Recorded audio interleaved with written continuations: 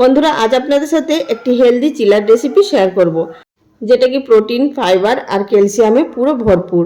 এই চিলাগুলো আপনারা সকালে ব্রেকফাস্টেও খেতে পারেন বা রাত্রে ডিনারেও খেতে পারেন। আর এগুলো যেরকম নরম তুলতুলে হয় সেই রকমই কিন্তু টেস্টিও খুব হয়। আর এগুলো কিন্তু আপনারা বাচ্চাদের স্কুলে টিফিন বক্সেও তৈরি করে দিতে পারেন। খুবই হেলদি, আপনারা রেসিপি দেখলেই বুঝতে পারবেন। তো এখানে দেখুন, আমি 1 কাপ পরিমাণ নিয়ে নিয়েছি অঙ্কুরিত মুগ এবং ছোলা। তার সাথে নিয়ে নিলাম সিদ্ধ করা সয়াবিন হাফ কাপ। অবশ্যই কিন্তু ভালোভাবে পরিষ্কার করে ধুয়ে জলটাকে চিপে বার করে নিতে হবে। এবার একটি গ্রাইন্ডিং জারের মধ্যে নিয়ে নিলাম। এবার আমরা এগুলোকে একটি পেস্ট তৈরি করে নেব। যে খুব বেশি মিহি করে পেস্ট করার কোনো প্রয়োজন নেই, হালকা একটু দানা ভাব থাকলেও কোনো অসুবিধা হবে না। তো সামান্য পরিমাণ জল দিয়ে এটির একটি পেস্ট তৈরি করে নিলাম, দেখতেই পাচ্ছেন। তো আমরা এই চিলাটিকে আরও হেলদি তৈরি করার জন্য এর মধ্যে আরও কিছু জিনিস অ্যাড করব। দিয়ে দিচ্ছি এর মধ্যে কিছুটা পরিমাণ সবজি। এখানে আমি নিয়েছি সবজির মধ্যে বিনস, গাজর, ক্যাপসিকাম, ধনেপাতা, কাঁচা লঙ্কা, পেঁয়াজ। এই সমস্ত সবজিগুলোকে আমি হ্যান্ড চপার দিয়ে চপ করে নিয়েছি। আপনারা ছোট ছোট করে কুচি করেও নিতে পারেন। দিয়ে দিলাম স্বাদ মতো নুন। আর আপনারা কিন্তু এখানে আপনাদের পছন্দ অনুযায়ী সবজি ব্যবহার করতে পারেন, বা আমি যে যে সবজি দিয়েছি তাই দিতে হবে তার কোনো মানে নেই, না দিলেও কিন্তু আপনাদের চলবে। আর দিলাম 3 টেবিল চামচ বেসন, দিলাম 3 টেবিল চামচ সুজি, আর দিয়ে দিচ্ছি এখানে 1 টেবিল চামচ পরিমাণ মতো সাদা তিল। আর তিলের মধ্যে কতটা ক্যালসিয়াম থাকে আপনারা সবাই জানেন, তিল খাওয়া কতটা ভালো।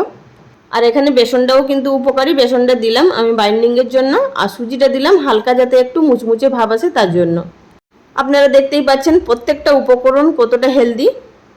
এবার এর সাথে খাওয়ার জন্য একটি আমরা চাটনি তৈরি করে নেব। ততক্ষণে ব্যাটারটাকে রেখে দেবো 10 মিনিট রেস্ট হওয়ার জন্য। অপরদিকে একটি কড়াইয়ের মধ্যে সামান্য পরিমাণ তেল গরম করে তার মধ্যে দিয়ে দিলাম হাফ কাপ পরিমাণ চীনাবাদাম। দিয়ে এখানে এটি বাদামটাকে একটু নাড়াচাড়া করে নেব যতক্ষণ না বাদামগুলো হালকা একটু ফাটতে শুরু করছে। তারপর এর মধ্যে দিয়ে দিলাম একটি শুকনো লঙ্কা, আর দিলাম 3 থেকে 4 কোয়া রসুন। আপনারা যারা নিরামিষ খাচ্ছেন তারা কিন্তু এখানে রসুনটা বাদ দিয়ে দিতে পারেন চাটনির মধ্যে। আর এখানে আমি শুকনো লঙ্কা ব্যবহার করেছি, আপনারা চাইলে কিন্তু কাঁচা লঙ্কা ব্যবহার করতে পারেন। এবার এটিকে ভেজে নেব যতক্ষণ না এগুলো আরও হালকা একটু ভাজা হয়ে যাচ্ছে। তো এগুলোকে একটু নেড়ে ভেজে নেওয়ার পর এখন এর মধ্যে দিয়ে দিচ্ছি 1 মুঠো পরিমাণ ছোলাটাকে অবশ্যই আমি আগে থাকতেই ভালোভাবে ঝেড়ে বেছে নিয়েছি। তো আপনারা এটিকে ধুয়েও কিন্তু জল ঝরিয়ে নিতে পারেন। আর আপনারা কিন্তু ছোলা এইভাবে না ভেজেও কিন্তু ভাজা ছোলাও ব্যবহার করতে পারেন, যে মানে ড্রাই রোস্ট করে নেওয়া ছোলা ভাজা পাওয়া যায়, সেটিকেও কিন্তু চাটনির মধ্যে ব্যবহার করতে পারেন। তো এগুলোকে ভেজে নেওয়ার পর এবার একটি গ্রাইন্ডিং জারের মধ্যে নিয়ে নিলাম। এখন এর সাথে দিয়ে দিচ্ছি সামান্য পরিমাণ জল। জলটা অবশ্যই এর মধ্যে একটু বেশি পরিমাণে লাগে, তো সেটা আপনাদেরকে বুঝে দিতে হবে যেহেতু এগুলোকে পেস্ট করতে হবে ভালোভাবে।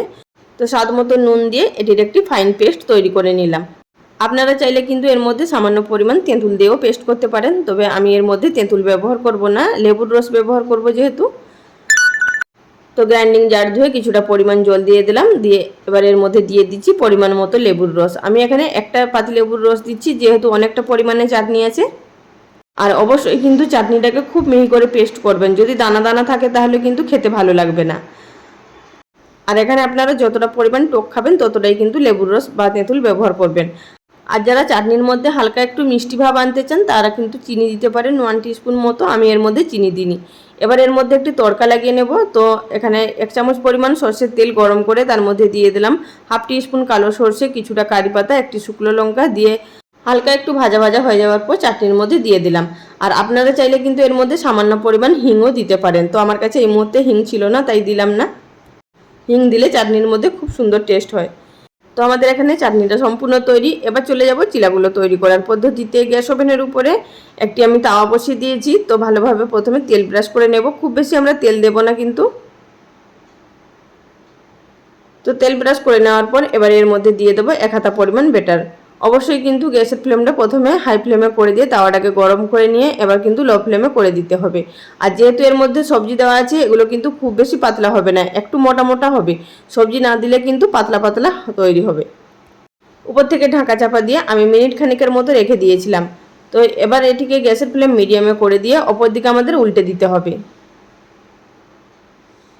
তো দেখতেই পাচ্ছেন একদিকটা হয়ে গেছে, এবার অপর দিকেও কিন্তু ঠিক একই রকমভাবে ঢেকে 1 মিনিট মতো রান্না করে নিতে হবে, তার মধ্যে কিন্তু সবজিগুলোও সিদ্ধ হয়ে যাবে। এবার ভেতরটা কিন্তু সিদ্ধ হয়ে গেছে, তবে দুদিকটা আরও একটু কালার চেঞ্জ করার জন্য এবার গ্যাসের ফ্লেমটা মিডিয়াম টু হাইতে করে দিয়ে একটু উল্টে পাল্টে সেঁকে নেব। আপনারা কিন্তু তেল একদমই আর ব্যবহার করবেন না, এতেই কিন্তু খুব সুন্দরভাবে সেঁকা হয়ে যাবে।